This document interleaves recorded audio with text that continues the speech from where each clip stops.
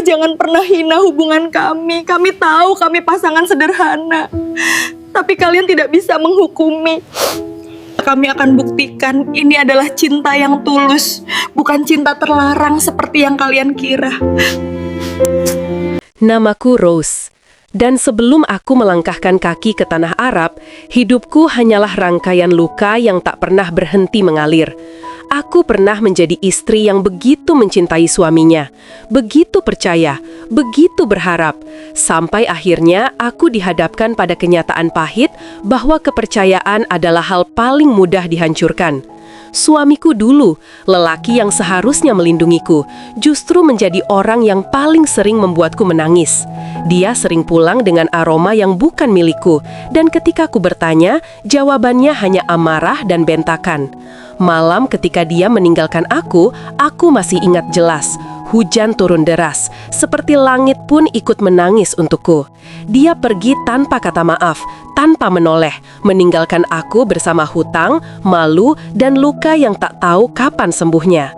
Setelah perceraian itu, hidupku benar-benar kuat menghantam. Aku bekerja apa saja, mencuci baju tetangga, membuat kue menitip jual, sampai memulung plastik untuk tambahan uang beli beras. Tapi semua tetap tak cukup. Yang paling aku ingat adalah malam ketika kulihat anakku menatap nasi yang hanya cukup untuk hari itu saja. Matanya menahan lapar, tapi dia tetap memaksakan senyum. Saat itu aku hancur, benar-benar hancur sebagai seorang ibu. Aku menangis seharian, dan malamnya aku berdoa panjang sekali. Doa seorang perempuan yang tidak lagi punya apa-apa selain air mata dan harapan. Dan dari doa itu muncul satu keputusan yang berat, keputusan yang mengubah seluruh alur hidupku. Aku harus hijrah. Aku harus pergi. Aku harus menjadi TKW di Arab, meski itu berarti meninggalkan darah dagingku sendiri. Keputusan itu bukan keberanian, itu adalah keputusasaan yang kusulap menjadi kekuatan. Karena jika aku tetap di tempatku, aku dan anakku akan terus tenggelam dalam kesusahan. Hari keberangkatan tiba. Aku memeluk anakku erat sekali, seakan aku ingin memasukkan setiap detik kebersamaan itu ke dalam jantungku. Dia menangis, aku menangis lebih keras, sampai suaraku tak keluar lagi. "Mak, janji pulang bawa rezeki ya, Nak." Itu kalimat terakhirku sebelum pintu bus tertutup. Saat roda mulai bergerak, aku memandangi kampungku yang perlahan hilang dari pandangan. Hatiku rasanya robek. Tapi aku memaksa diriku tersenyum, meski air mata terus jatuh dan dadaku sesak. Dalam hati aku berkata, "Rose, mulai hari ini kamu harus lebih kuat dari semua luka yang pernah menyakitimu."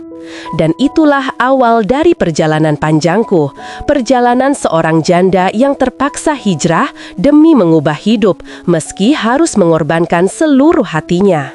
Saat pertama kali kakiku menginjak tanah Arab, rasanya seperti memasuki dunia yang asing, dingin, dan tak mengenal siapapun. Langitnya memang sama, tapi rasanya di bawah langit itu, aku seperti hanyut ke tempat yang tak punya rumah untukku. Udara kering menyapu wajahku, seolah-olah menghisap setiap sisa keberanian yang kubawa dari kampung. Aku berdiri terpaku, menggenggam tas kecil pemberian anakku, dan berbisik pelan, "Ya Allah, bimbing aku. Jangan biarkan aku menyerah."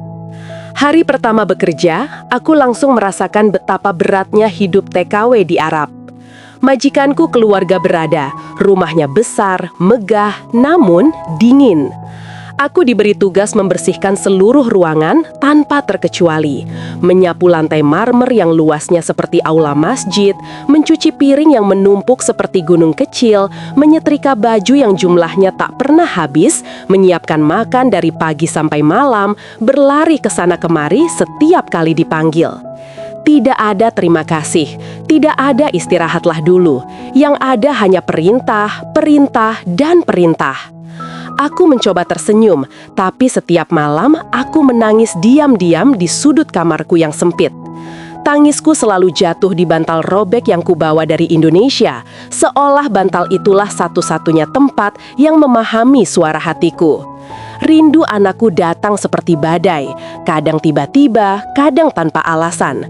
Aku sering terbangun tengah malam, memegang HP kecilku, berulang kali membuka foto anakku yang sedang tersenyum. Foto itu satu-satunya alasan kenapa aku tidak kabur dan kembali ke kampung. Setiap aku melihat wajahnya, aku berbisik, "Nak, sabar ya, Mak di sini berjuang mati-matian buat kamu." Setiap kata itu membuat hatiku remuk dan kuat pada saat yang sama. Lucu ya, betapa rindu bisa jadi racun sekaligus obat. Hari-hariku berjalan seperti roda yang terus berputar tanpa henti. Kadang aku merasa tubuhku bukan tubuh manusia lagi, rasanya seperti mesin yang dipaksa bekerja tanpa henti. Pernah suatu hari, aku kecapekan karena harus mengangkat 2 ember penuh air dari lantai bawah sampai 3 lantai ke atas. Di tengah jalan, aku jatuh tersungkur. Siku dan lututku berdarah, tapi majikan perempuan hanya menatapku sekilas, kemudian berkata dengan nada dingin, "Cepat bersihkan dan lanjutkan kerja." Aku hanya menunduk, bukan karena takut, tapi karena aku tidak punya pilihan. Namun di saat paling gelap itu, aku menemukan kalimat yang selalu kupaksakan masuk ke kepalaku. "Rose, kamu tidak boleh hancur, kamu sudah terlalu jauh untuk kembali." Ada satu malam yang tidak akan pernah kulupakan, malam ketika aku keluar membeli kebutuhan majikan. Aku berjalan menyusuri jalan yang lengang, lampu-lampu kota memantulkan cahaya ke marmer trotoar, membuat semuanya tampak seperti mimpi. Lalu aku melihat seorang lelaki berpakaian lusuh, duduk bersandar pada tembok, menatap kosong ke arah yang tak jelas. Wajahnya penuh debu, rambutnya kusut, dan tubuhnya tampak lelah seperti seseorang yang sudah kehilangan harapan hidup. Aku berhenti. Entah kenapa kaki ini maju selangkah demi selangkah mendekatinya. Seolah-olah hatiku memerintah tubuhku, "Tolong dia, walau sedikit." Dan saat itu, aku tidak tahu bahwa lelaki gelandangan malam itu yang kutolong hanya karena iba akan menjadi orang yang mengubah seisi hidupku. Itulah awal dari takdir yang tak pernah kubayangkan.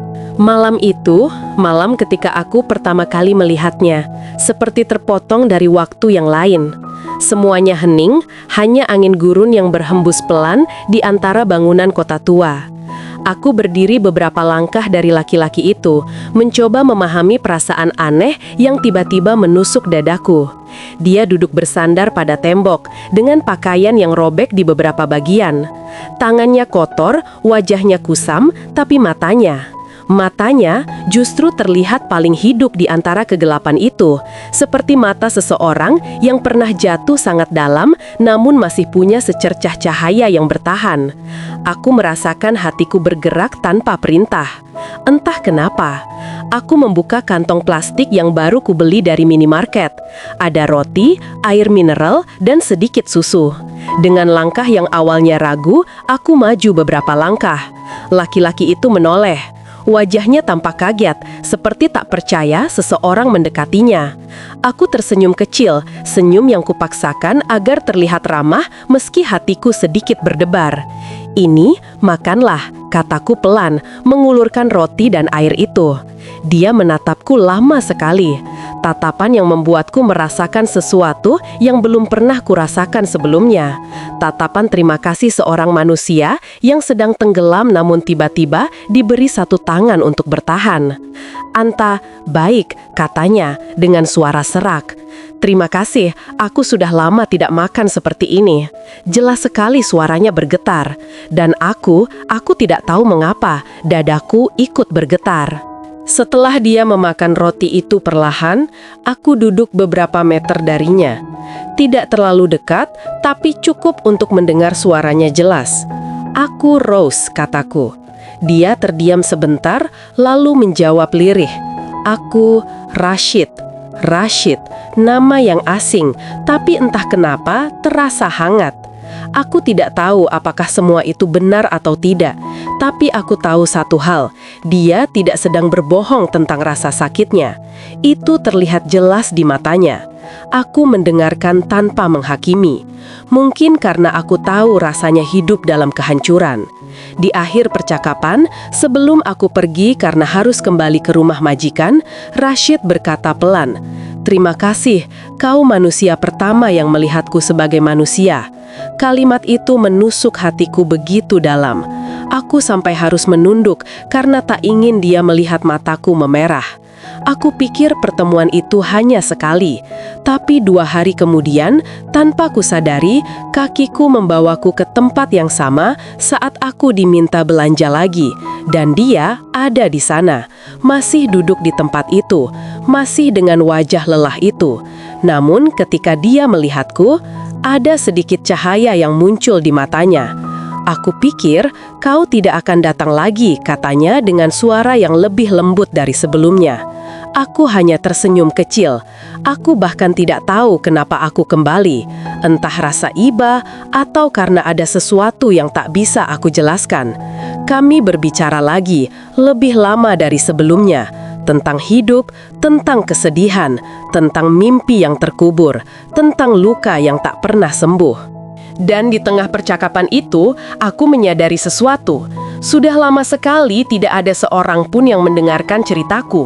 Sudah lama tidak ada yang peduli pada apa yang aku rasakan. Rashid, laki-laki jalanan itu, justru menjadi orang pertama yang mendengarkan aku tanpa menghakimi. Hari demi hari, aku mulai terbiasa melewati jalan itu. Kadang aku membawa air untuknya, kadang aku membawa roti, kadang aku hanya datang untuk memastikan dia masih ada, masih hidup. Semakin lama, obrolan kami bukan lagi obrolan orang asing. Ada kedekatan yang tumbuh diam-diam, kedekatan yang mulai menenangkan dan membuatku merasa berarti. Rashid selalu berkata pelan, "Ros, kau baik sekali. Allah pasti kirim kau untuk menolongku." Dan dalam hati, aku mulai mengakui sesuatu yang awalnya kusangkal. Kenapa kehadiran dia membuat dadaku terasa hangat? Aku tidak tahu. Yang aku tahu, malam-malam setelah bertemu Rashid terasa berbeda. Ada sesuatu yang tumbuh, perlahan, seperti bunga kecil yang muncul di tanah paling kering. Aku tidak tahu ini apa, tapi aku tahu ini bukan sekedar rasa iba. Ini adalah awal cinta yang bahkan tidak aku sadari sedang tumbuh.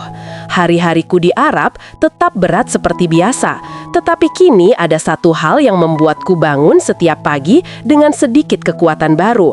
Aku tahu suatu saat keluar membeli barang majikan, aku akan bertemu Rashid lagi. Rasa itu bukan sekedar menunggu pertemuan, tapi seperti menunggu udara baru dalam hidupku yang sesak. Suatu sore, ketika aku datang membawa sekotak kecil kurma, Rashid tersenyum. Senyumnya sederhana, tapi entah kenapa, senyum itu membuat tubuhku gemetar. "Ros, kalau aku boleh jujur," katanya sambil menatapku penuh kerendahan hati. "Aku merasa hidupku tidak seburuk dulu sejak kau datang." Kalimat itu terlalu lembut untuk seseorang yang hidup di kerasnya jalanan. Aku membalasnya dengan menunduk, mencoba menyembunyikan pipi yang memanas. "Jangan bilang begitu, aku cuma ingin membantu." "Tidak," jawabnya tiba-tiba, suaranya sedikit bergetar. "Kau bukan hanya membantu, kau menyelamatkanku." Aku tercekat. Selama hidupku, bahkan saat aku masih jadi istri, tak pernah ada yang mengatakan bahwa kehadiranku berarti. Kalimat Rashid terasa seperti obat yang menyembuhkan retak di hatiku. Suatu malam, aku merasa semuanya terlalu berat. Majikan marah karena alasan sepele, tubuhku sakit dan rindu pada anakku semakin menghantam. Aku tak sadar air mataku jatuh di hadapan Rashid. Dia terkejut, matanya membesar, lalu perlahan mendekat. "Ros, kenapa kau menangis?" Aku menggigit bibir mencoba menahan sesak itu. Aku hanya lelah, aku ingin pulang, aku ingin memeluk anakku." Suara itu pecah seperti kaca. Rashid diam beberapa detik. Lalu dengan hati-hati, begitu hati-hati seolah takut aku retak, dia mengulurkan tangan dan mengusap punggung tanganku pelan. "Allah tidak pernah tidur, Ros. Dia lihat semua lelahmu. Dia simpan setiap air matamu." Dan dia pasti punya rencana indah di balik semua kesakitan yang kau jalani. Itu pertama kalinya sejak lama aku merasa dimengerti, dipahami, dilihat, dan di saat itu juga aku sadar hatiku mulai jatuh perlahan. Hari-hari berikutnya, aku menyadari Rashid selalu memperhatikanku dengan cara yang sangat sederhana. Dia selalu berdiri ketika aku datang, seolah tubuhnya tiba-tiba punya tenaga. Dia selalu mengecek apakah aku sudah makan duluan. Dia menanyakan apakah majikanku memperlakukanku dengan baik. Dia mendengarkan setiap keluhanku tanpa memotong, tanpa menghakimi. Semua perhatian itu tidak pernah aku dapat dari siapapun, bahkan dari suami yang dulu sah menjadi suamiku. Suatu kali dia berkata pelan, "Rose, aku ingin kau tahu, tidak ada satu pun kata-katamu yang aku anggap sepele. Bagiku, setiap cerita dari mulutmu adalah bagian penting dari hariku." Aku mematung, setengah takut, setengah tersentuh. Aku ingin menyangkal. Aku ingin berkata, "Jangan begitu, Rashid. Kita hanya dua orang yang sama-sama terluka." Tapi suaraku tak keluar. Pada malam yang dingin, bulan menggantung penuh di atas kepala, Rashid tiba-tiba berkata dengan suara rendah dan berat, "Rose, jika suatu hari aku punya hidup yang lebih baik, aku ingin kau ada di dalamnya." Aku terdiam, jantungku berdetak cepat, kacau, tak beraturan. Aku cuma TKW, Rashid," jawabku lirih. "Hidupku kacau, aku tak punya apa-apa." Dia menggeleng tegas. "Tidak, kau punya hati yang paling bersih yang pernah kulihat. Kau kuat, Rose. Kau baik, kau tulus. Aku bukan buta, aku melihat semua itu." Air mataku jatuh tanpa bisa kutahan. Aku sudah lama tidak dipuji seperti itu. Sudah lama tidak dihargai seperti itu. Sudah lama tidak dicintai seperti itu. Atau mungkin belum pernah sama sekali. Setiap kali pulang ke rumah majikan, wajah Rashid selalu muncul dalam pikiranku. Cara dia menatapku, cara dia mengucapkan namaku, cara dia memperlakukanku dengan hormat, padahal dia sendiri tak punya apa-apa di dunia ini. Aku jatuh cinta, aku tahu itu. Tapi aku juga takut. Takut karena aku seorang janda. Takut karena aku terlalu miskin untuk dicintai. Takut karena aku tidak tahu masa depan Rashid seperti apa. Namun malam demi malam, ketakutan itu kalah oleh kenyataan sederhana. Rashid membuatku merasa hidup. Rashid membuatku merasa layak dicintai. Rashid membuatku merasa layak dicintai. Rashid membuatku merasa menjadi Rose yang sesungguhnya, bukan budak rumah tangga yang tidak pernah dianggap manusia. Dan tanpa ku sadari, kami sudah saling terikat. Bukan oleh harta, bukan oleh jabatan, bukan oleh penampilan, tapi oleh luka dan ketulusan yang sama-sama kami pendam dalam diam. Inilah awal cinta kami, cinta yang tumbuh dari dua hati yang pernah patah, tapi masih berani berharap. Semua berjalan begitu cepat, terlalu cepat, seperti hidup sedang mendorongku menuju sesuatu yang tak terduga. Hubunganku dengan Rashid semakin dalam. Setiap pertemuan, setiap tatapan, setiap percakapan, semuanya semakin membuatku tenggelam dalam perasaan yang sulit kujelaskan. Tapi malam itu, malam ketika semua berubah, aku masih bisa mengingat setiap detiknya. Aku datang seperti biasa membawa makanan. Tapi Rashid tampak berbeda. Wajahnya lebih bersih, janggutnya rapi, bahkan bajunya terlihat sedikit lebih baru daripada biasanya. Hatiku tiba-tiba berdegup kencang. "Rose, duduklah," katanya pelan, seolah menahan sesuatu dalam dadanya. Aku duduk, menunggu. Tidak tahu bahwa detik setelah itu akan menjadi detik terbesar dalam hidupku. Rashid menarik napas dalam-dalam, lalu menatapku tanpa berkedip. "Rose, aku tidak punya apa-apa, tidak punya rumah, tidak punya harta, tidak punya nama besar." Suaranya gemetar. "Tapi, aku punya satu hal yang sangat ingin kuberikan padamu, diri aku." Aku langsung menutup mulut menahan tangis. Rashid melanjutkan, "Will you marry me, Rose? Aku ingin menjagamu, mencintaimu, dan menjadi laki-laki yang tidak meninggalkanmu seperti yang mereka lakukan." Dadaku serasa pecah. Aku menangis tanpa suara. Air mata jatuh satu persatu, seperti mengalirkan semua luka yang pernah kusimpan bertahun-tahun. Aku tidak peduli bahwa dia seorang gelandangan, tidak peduli bahwa kami serba kekurangan. Yang aku tahu hanya satu, Rashid adalah satu-satunya laki-laki yang membuatku merasa menjadi manusia. Aku mau. Itu saja yang mampu keluar dari bibirku. Namun itu cukup untuk membuat Rashid memejamkan mata dan bersyukur panjang sekali kepada Allah. Kami menikah secara diam-diam, tanpa pesta, tanpa keluarga, tanpa cincin emas atau gaun pengantin. Hanya secarik akad yang ditulis di kertas kusam dan doa dari seorang imam tua di masjid kecil. Tapi itulah momen paling indah dalam hidupku.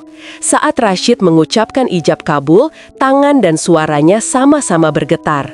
Dan saat aku sah menjadi istrinya, aku tidak tahu apakah aku harus tersenyum atau menangis. Karena untuk pertama kalinya dalam hidup, aku merasakan apa itu dicintai tanpa syarat, diterima tanpa syarat, dimiliki tanpa syarat. Itu kebahagiaan yang menakutkan, kebahagiaan yang terasa seperti mimpi, terlalu indah untuk jadi kenyataan. Dan seperti semua hal indah, selalu ada bayang-bayang di belakangnya. Setelah kami menikah, Rashid mulai menunjukkan perubahan yang terus terang membuatku takut. Dia mulai sering menghilang beberapa jam. Ada telepon masuk yang tidak pernah dia jawab di depanku. Kadang dia pulang dengan wajah tegang seolah baru menghadapi sesuatu yang berat. Aku bertanya berkali-kali, tapi jawabannya selalu sama. "Rose, aku sedang menyelesaikan sesuatu. Sabar, semua akan jelas pada waktunya."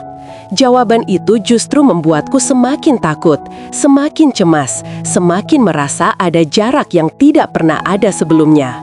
Dan malam paling menyakitkan adalah ketika aku terbangun dan melihat Rashid duduk sendirian, menutup wajah dengan kedua tangan, tubuhnya bergetar. "Rashid, kenapa? Ada apa?" Dia tidak menjawab, dia hanya memelukku begitu erat, seolah takut kehilangan aku. Aku takut, Ros," katanya pelan. "Takut?"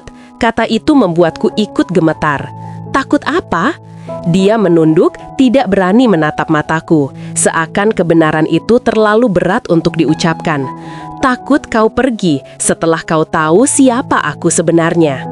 Hati dan perutku langsung terasa dingin, seperti ditusuk jarum es. "Siapa kamu sebenarnya, Rashid?" Suaraku hampir tidak keluar. Dia tidak menjawab. Dia hanya memegang tanganku kuat-kuat. Besok kau akan tahu semuanya. Jangan tinggalkan aku sebelum kau dengar kebenarannya." Kalimat itu menjadi malam paling panjang dalam hidupku. Aku hampir tidak bisa tidur, antara takut, bingung, dan gelisah. Karena kata-katanya terasa seperti pertanda besar, pertanda bahwa hidupku akan berubah, entah menjadi lebih baik atau sebaliknya. Keesokan paginya, Rashid membawaku dengan mobil yang entah dari mana dia dapatkan. Kami melewati jalanan kota yang tidak pernah aku lewati sebelumnya. Bangunan demi bangunan menjadi lebih tinggi, lebih mewah, lebih megah. Hatiku semakin kacau. Tangan Rashid dingin, tapi genggamannya sangat kuat. "Rashid, mau kemana kita?" Tunggu sedikit lagi. Mobil berhenti di depan sebuah gedung kaca raksasa. Begitu besar, begitu megah. Bahkan majikanku pun tak pernah masuk ke tempat seperti ini. Pintu gedung terbuka otomatis, dan begitu kami masuk, semua orang langsung berdiri, menunduk, menghormati Rashid. Aku membeku, darahku serasa berhenti mengalir. Siapa sebenarnya suamiku? Rashid menatapku dengan mata yang penuh campuran cinta dan ketakutan. "Rose, inilah aku." Aku masih ingat hari ketika hidupku terasa seperti malam paling gelap tanpa bintang. Hari ketika aku datang ke Arab sebagai seorang janda yang patah, miskin dan tak punya pilihan selain bekerja demi mengubah nasib. Hari ketika aku harus menahan tangis di setiap sujud, berharap ada secuil cahaya yang bisa menuntunku pulang.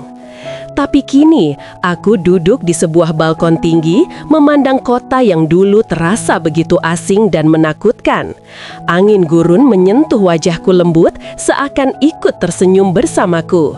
Di belakangku, lelaki itu, lelaki yang dulu kukira hanya gelandangan, lelaki yang pernah kupungut dari kerasnya jalanan, tersenyum sambil memanggil namaku pelan. "Rose, kau siap?" Suaranya lembut, penuh cinta. Aku menoleh. Dia berdiri dengan pakaian rapi, wajahnya jauh dari kesuraman yang dulu pertama kali kulihat. Kini dia tampil seperti seorang yang terlahir untuk memimpin. Dan memang itulah dirinya, pewaris tunggal salah satu perusahaan tertua dan terbesar di Arab. Takdir yang ia sembunyikan karena luka masa lalu, karena ingin menemukan seseorang yang mencintainya tanpa pamrih. Seseorang seperti aku. Aku berjalan mendekat dan dia menggenggam tanganku hangat. "Terima kasih," katanya lirih, "karena dulu tidak menjauhiku. Karena melihatku sebagai manusia ketika semua orang melihatku sebagai sampah." Aku tersenyum, tapi air mataku jatuh begitu saja. "Bukan aku yang menyelamatkanmu," kataku. "Kita saling menyelamatkan." Dia menarikku ke pelukan, dan dalam sentuhan itu, aku merasakan semua perjuangan, semua luka, semua perjalanan panjangku menemukan rumah yang selama ini hilang. Lalu, ia membawaku masuk ke sebuah ruangan luas. Tempat resepsi kecil keluarga besarnya sudah siap. Mereka menyambutku hangat. Tak ada cibiran, tak ada pandangan merendahkan. Justru, mereka menatapku dengan rasa hormat, seakan mau mengatakan bahwa aku pantas berdiri di sini, pantas dicintai, pantas bahagia. Di tengah acara, suamiku menggenggam tanganku dan membisik, "Mulai hari ini, kau bukan lagi seorang janda yang ditinggal nasib. Kau adalah wanita yang kupilih untuk memimpin hidupku. Wanita yang akan kupeluk sampai napas terakhirku." Aku menutup mata, terisak bukan karena sedih, tapi karena untuk pertama kalinya dalam hidup, aku merasa dimenangkan. Malam itu, di bawah langit Arab yang luas, aku menatap bintang-bintang yang dulu rasanya jauh. Kini, mereka tampak begitu dekat, begitu mungkin untuk digapai. Aku, Rose, janda TKW yang dulu datang dengan luka, kini pulang dengan cinta. Dan inilah kisahku, bahwa kadang Tuhan menyembunyikan kebahagiaan di balik wajah-wajah yang tak kita duga. Kadang, cinta datang dalam bentuk pria yang tidur di trotoar. Kadang, gelandanganlah yang sebenarnya paling kaya, bukan oleh harta, tapi oleh takdir yang menunggu untuk disingkap.